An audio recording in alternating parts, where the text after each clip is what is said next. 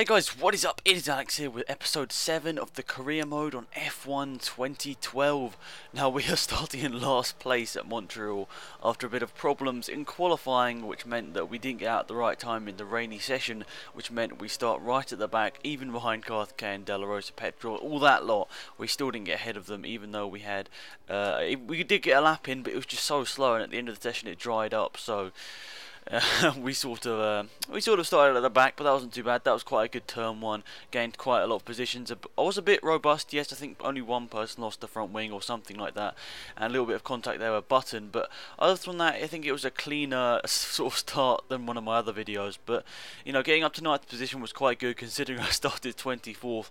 But still shows that you can get up to loads of positions in the first couple of corners in these Codemasters games, which is a bit annoying. Yes, it doesn't really have as much realism, but it is good for my championship as it does mean I can get into the points once again.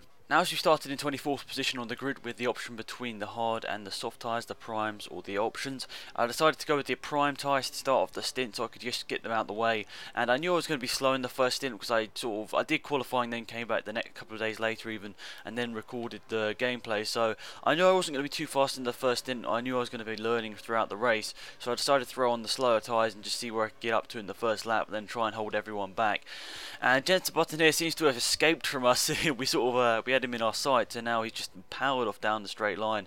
I don't know why he's so fast in a straight line. I've got a really fast straight line setup, and they were still just motoring away in a straight line. So I was lucky that I got this slipstream and a good run out at the final corner to get this dive into turn 1, which we just got. I don't think we made any contact, but did run wide onto the grass, and there was a little gap there. Button didn't want to squeeze his gap into there, was Kari in there even, so we did keep the position, or 9th position, which was quite good.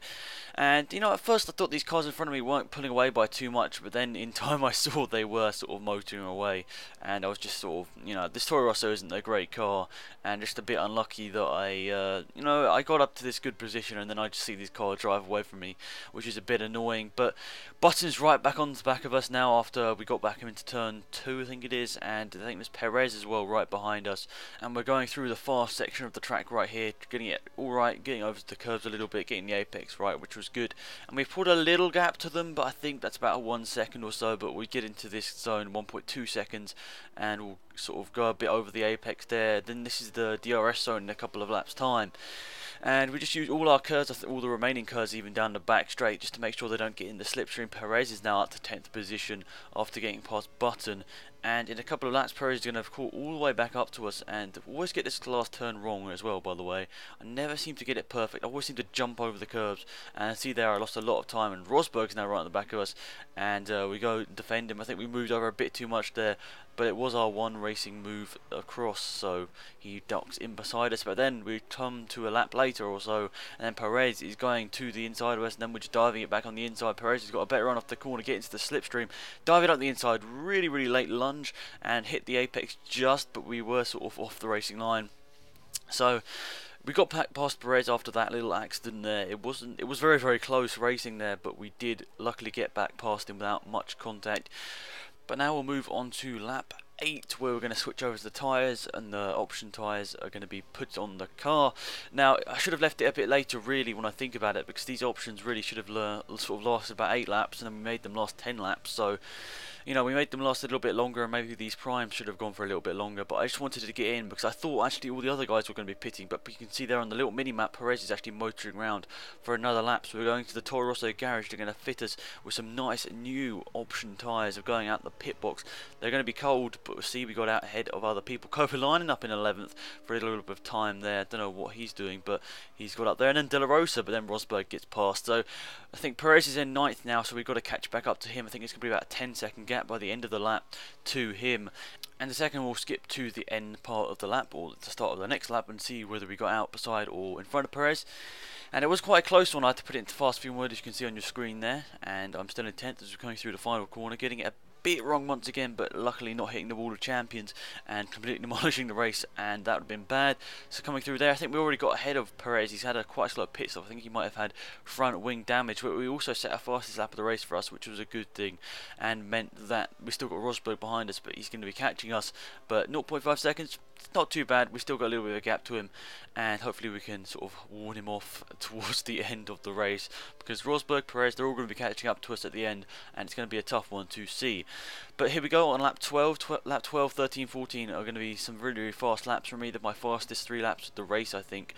And, you know, just putting in some solid laps. You can see there I pulled a little bit of a gap on Rosberg after they must have had a little bit of a mistake, because you can see there Rosberg, I think it's, I don't know, I think it's one of the Saubers as well. It's hard to see on this little screen, but they're having a little battle of their own, and they're making sure that they are behind me. And Alonso does the fastest lap of the race. I'm going 7/10 faster than my pace, which I'm thinking is the last lap pace. And you can see there the rest are 30 seconds up the road, which is a bit annoying for me. I just wish there was a difficulty where I could put it on and I would be sort of similar pace to, for example, my teammate. And you know, that's what I'm dreaming of. It's just the difficulty that suits me. But maybe they should just have something like R Factor, where you can drag and drop a sort of a percentage bar and get the sort of difficulty perfect for yourself. So, you know, maybe that's a thing for them to think about in next year's game, but who knows, who knows. We've got another fast lap for us at least. We've got a 1:18.2. We're actually going down the lap times a lot now. I think we cut a second off our fastest lap time, and that's a good thing because our car really isn't that fast. So now I've got a little bit of gap to Rosberg. I'm not thinking about the cars behind me, I'm just thinking about the fastest way around this track, and I'm absolutely gunning it. I'm in the fast fuel mode, going up 10th up in the next sector, or lap 1 of the new lap even, not lap 1, the new first sector of lap 13 is what I'm trying to say. Spit out my words finally. But we still lost time to the rest in that first sector, and Rosberg still isn't actually catching us, so we are actually putting in some good sectors here, and Rosberg, Perez and all that a lot are actually fighting in their own little battle, which means I'm ahead of them. You can see there's a huge road in front of me when nobody is there. I think it's 6/10 up now into sector 2, and we didn't actually lose any time to the rest in there. And this first sector was the one where I was really, really struggling.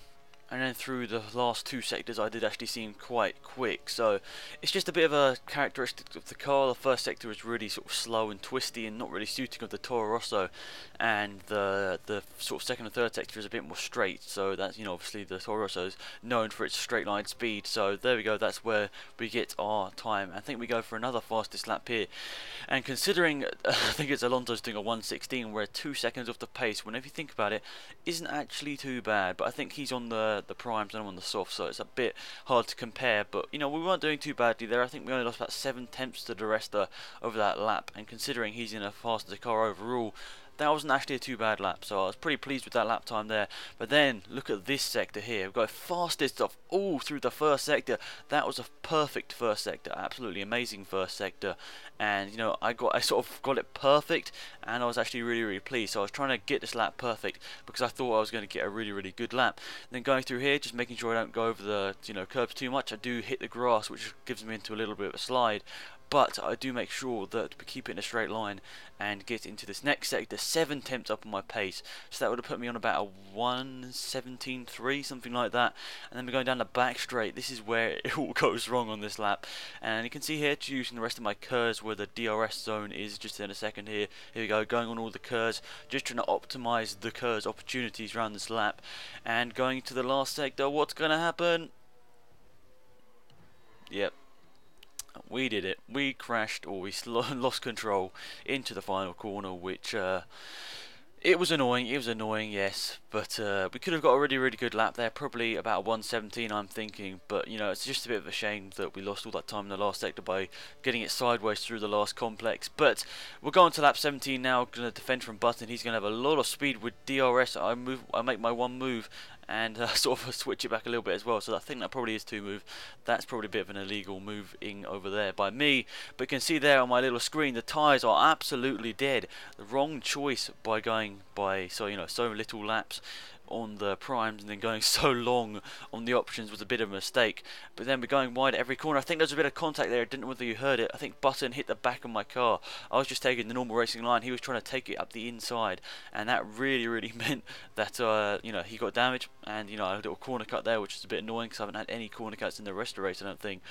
And you can see they're going up on my pace, which wasn't too good, but you know, over the last couple of laps I'd had to put it into the optimum or the standard fuel mode even, and slow it up a little bit. So Perez is now 3.2 behind us, and the rest is 44 seconds up the road. So that's over 2 seconds a lap I've lost to the rest, which is a bit embarrassing considering I'm in a car which is probably about 7/10, 8/10 slower. And we're just coming into the hairpin now. Hamilton's already won the race by miles, and Perez is 2 seconds behind us. We get into the sort of marbles at the side of the track, and then Perez is going to absolutely gun it down this back straight. I think Kobayashi is right behind him as well, so Sauber are going to be getting points unless they take each other out. And going down the back straight in fuel mode normal, and we're coming down into the final corner here, where it took away my fastest lap by, well, whilst I was being a bit stupid. Bit annoying, I'm going to keep saying that, but it wasn't actually a too bad last lap considering the tyres were absolutely shot, but who knows what we could have done if we were having that good pace throughout the whole of the race. But ninth place was pretty good considering Ricciardo finished 23rd. Don't know what happened to him, but a lot of cars didn't finish because they got into wrecks.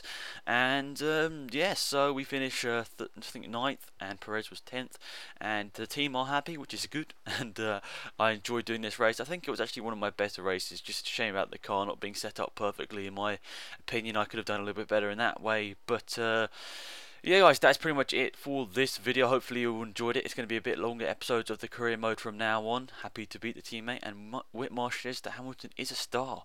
So yeah guys, that is pretty much it. Thank you for watching this video. Hope you enjoyed it, and I enjoyed it making it. So yeah, next race is Valencia. Hopefully that's going to be a good one for Toro Rosso.